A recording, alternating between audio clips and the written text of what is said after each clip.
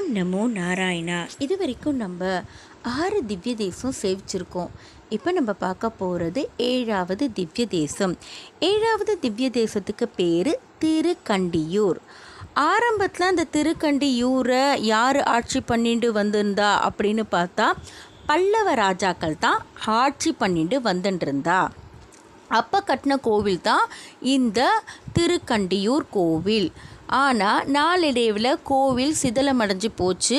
அப்போது அந்த ஊரை சோழர்கள் வெற்றி பெற்று அந்த இடத்த சோழர்கள் எடுத்துட்டான்.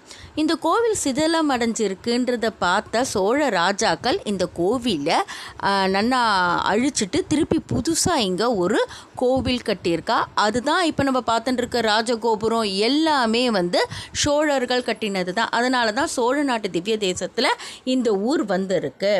அதுக்கப்புறம் இந்த ஊருக்கு கண்டியூர் அப்படின்னு ஏன் பேர் வந்தது அப்படின்னா சிவபெருமானால தான். சிவனோட பேர் நீலகண்டன் இல்லையா, அதில் அந்த கண்டன் அந்த கடைசி பாகம் இருக்கு இல்லையா, அதுலேருந்து வந்தது தான் இந்த ஊர் பேர்.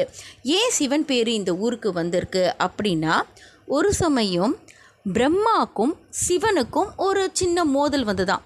அப்போ பிரம்மா சொன்னாராம் சிவனை பார்த்து, எனக்கும் 5 தலை இருக்குது சிவபெருமானே, உங்களுக்கும் 5 தலை இருக்குது, ஆனால் பக்தர்களெல்லாம் உங்களை தானே வேண்டா, என்னை யாரும் வேண்டது இல்லையே அப்படின்னு பிரம்மா கேட்டாராம். அதை கேட்கும்போது கொஞ்சம் ஆணவமாக வேற கேட்டிருக்கார். உடனே சிவபெருமானுக்கு கோபம் வந்துடுத்தோ, உடனே பிரம்மாவோட ஒரு தலையை கொய்துடுறார்.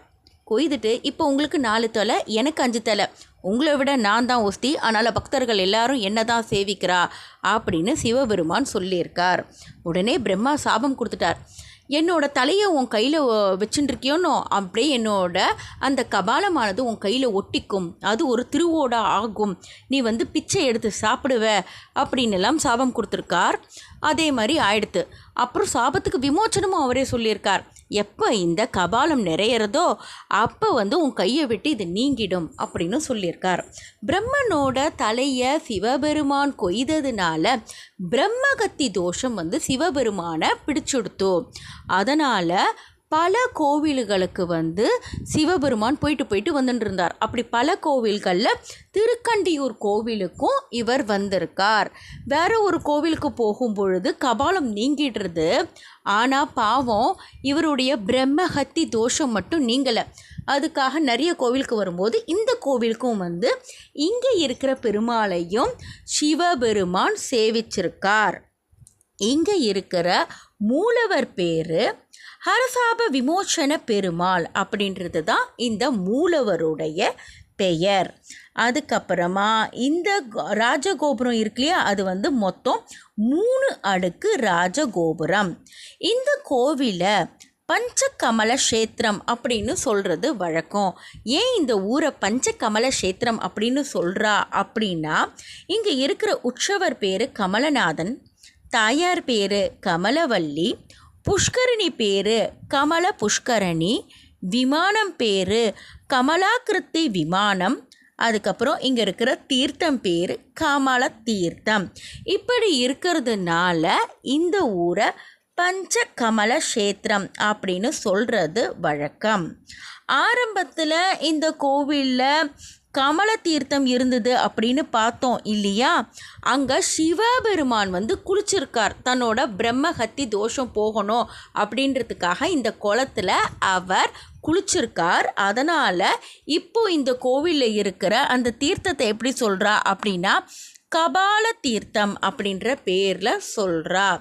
சயின்ஸ் எவ்வளோ வளர்ந்துருக்கு அந்த காலத்திலேயே அப்படின்றத நம்ம பார்க்கணும்.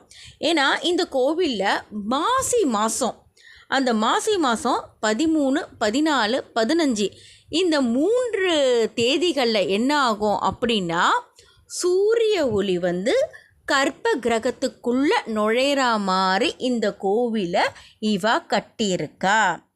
அதுக்கப்புறம் இந்த கோவிலில் ஆரம்பத்தில் பிரம்மா, சரஸ்வதி இவாளோட சிலைகளும் இந்த கோவிலில் இருந்திருக்கு. கோவில் ரொம்ப சிதிலமடைஞ்சு அதை திருப்பி புனர்பாகம் பண்ணி கட்டும் பொழுது என்ன ஆச்சு அப்படின்னா, அந்த பிரம்மாவோடைய சிலையும் சரஸ்வதியோட சிலையும் பக்கத்தில் இருக்கிற சிவன் கோவிலுக்கு மாற்றி வச்சுருக்கா.